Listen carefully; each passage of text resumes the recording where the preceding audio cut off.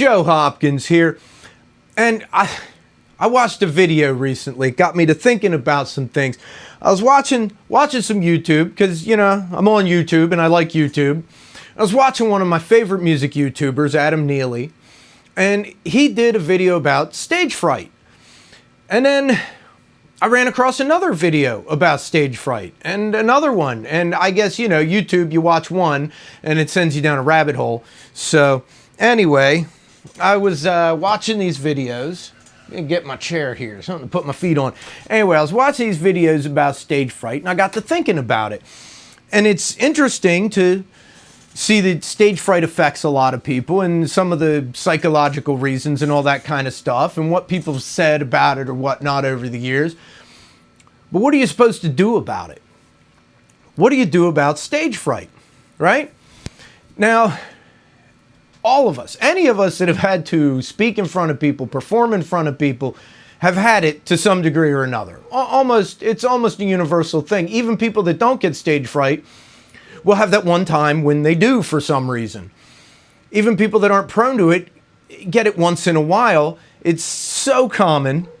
And it's amazing that so many big performers that do lots of big concerts, and you'd think they would get used to performing, still have stage fright. People like Paul McCartney, he had a lot of trouble dealing with it. And sometimes you don't get over it. You don't just get better. And, you know, you would think the more you perform, the easier it gets. And it does, because you get used to dealing with it. And some of us don't get it that bad. I tend not to. I've had some pretty bad moments, but generally, you know, but I do get the jitters. I get the nerves sometimes right before a show. And, you know, it happens. It happens to people. So how do you deal with it? Well, some people really just can't deal with it, and it's a shame. I've known some really excellent musicians who it'd be great if they could perform, but they can't. I have a friend who can't even do videos. Like the whole thing, setting up a camera and hitting record, is too much for him. That freezes him up. Can't play for other people at all, even when the audience isn't visible. And, you know, that's not too uncommon, the camera making people nervous. Any of us who do videos have known, even when you're not jittery, that weird thing that happens, or as soon as you hit record, you kind of can't think right. And it happens to any of us who record music. You hit record and all of a sudden that piece you were playing perfectly, you just can't. And I think that's kind of related, you know, to a degree. And I was thinking some tips here. First of all, Adam Neely mentioned something that he does that a lot of musicians do. I've known a lot of musicians and actors and actresses and performers and public speakers who've done this, have a routine that you do before you go on. And even if it's just something dumb, you do it every time. And even some really big name performers have that kind of thing, where they just have that thing they do before they go on, and it kind of focuses you a bit. For me, for the years that I was performing with my wife when we were doing folk music, it was setting up, because I'm also running sound. So I'm setting up the speakers, and I'm setting up the amp, and I'm setting up the instruments and tuning everything. And I have this whole thing I have to do to be able to perform. By the time I'm done that, I'm kind of a little more focused. Wears me out a little bit, you know, wears the nerves out of you. It's some work when you're taking all the stuff out of the truck, loading it onto a cart, hauling it all in, pulling it all off the cart, setting it all up, finding where the plug is, you know, finding the power, setting up the microphones, tuning all the instruments. It's a bit of work. By the time you're done that, man, sometimes that settles your nerves, you know? And I've known other people that have a similar thing where they'll do a bunch of push-ups right before, or a bunch of, you know, they'll just do body squats or pull-ups on something. They'll do a workout right beforehand, kind of steadies the nerves a little bit. But routine can help. That can definitely help. if the problem is actually in that initial getting going, because I know my wife and I mostly played at nursing homes and senior centers starting out, right? And I hadn't been on stage in a number of years. And it did help that I had a soft audience. When you're starting out or you're getting back into it, it's good to have kind of a soft audience, you know? And what I mean is people that are easy, you know? It's not a tough crowd. If you want to get into performing and you're not sure how you'll do, old folks are great. Because honestly, you go to nursing homes and senior centers, they're really glad that you showed up.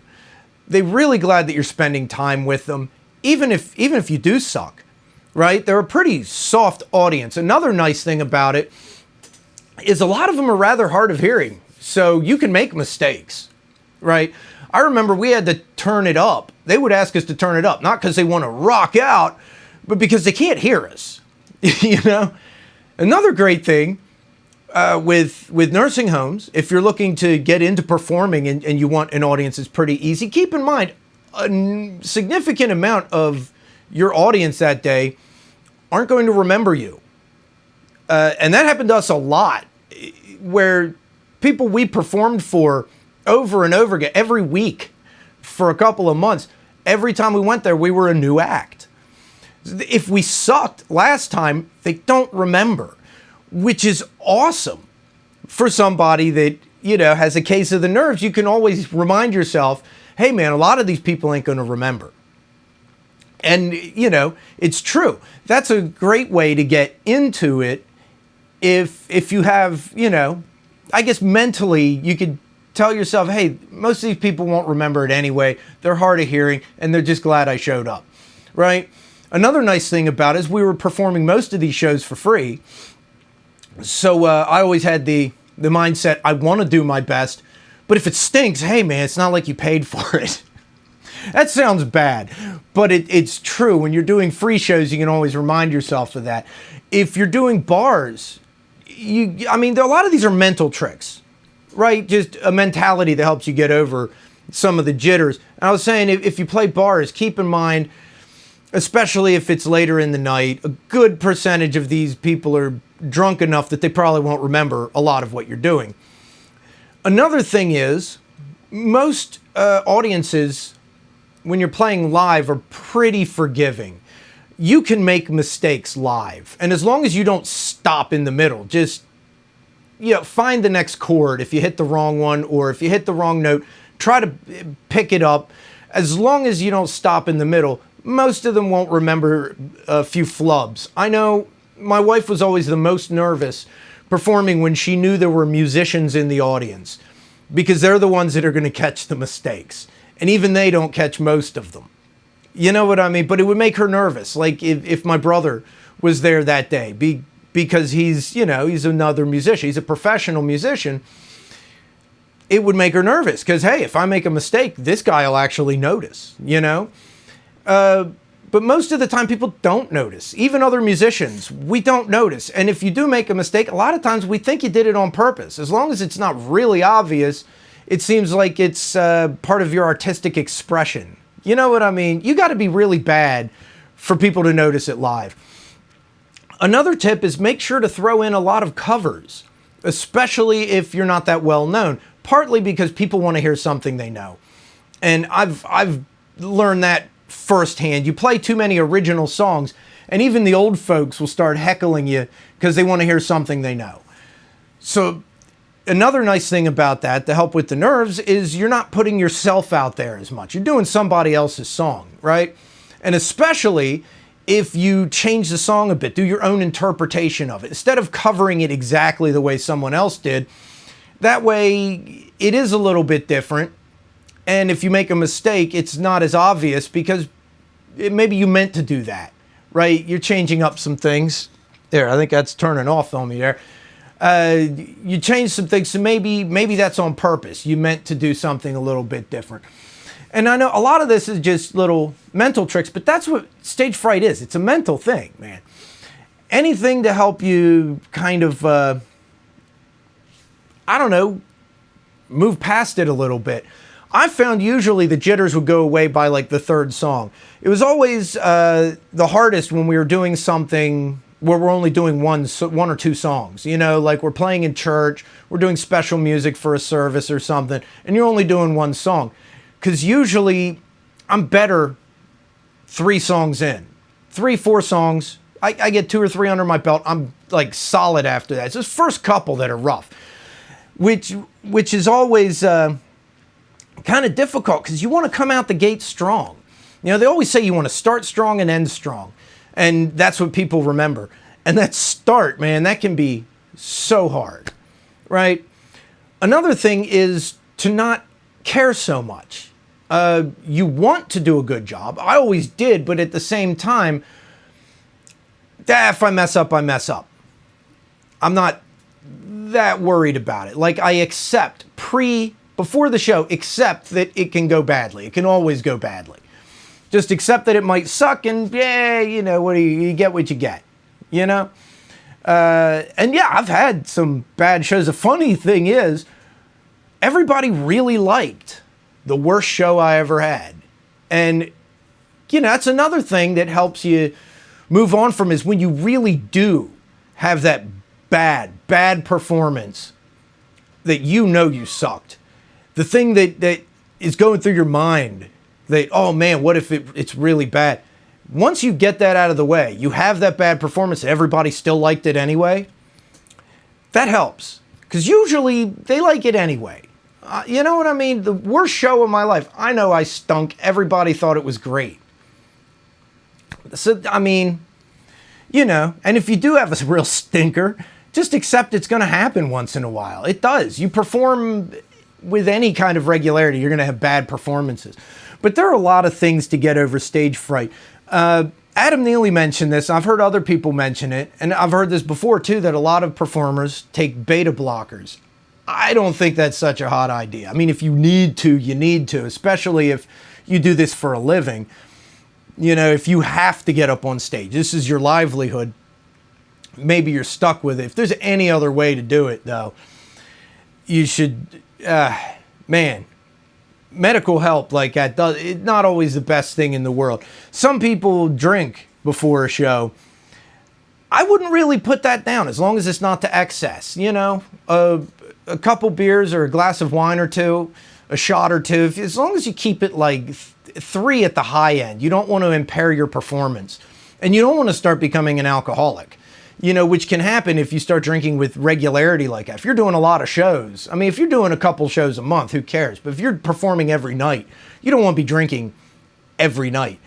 But if it helps, I think that's better than beta blockers, honestly, because the beta blockers also kind of, they numb you down a bit, man. I haven't taken them, but I've heard other people say that it makes you a lot less dynamic, like you're more flat.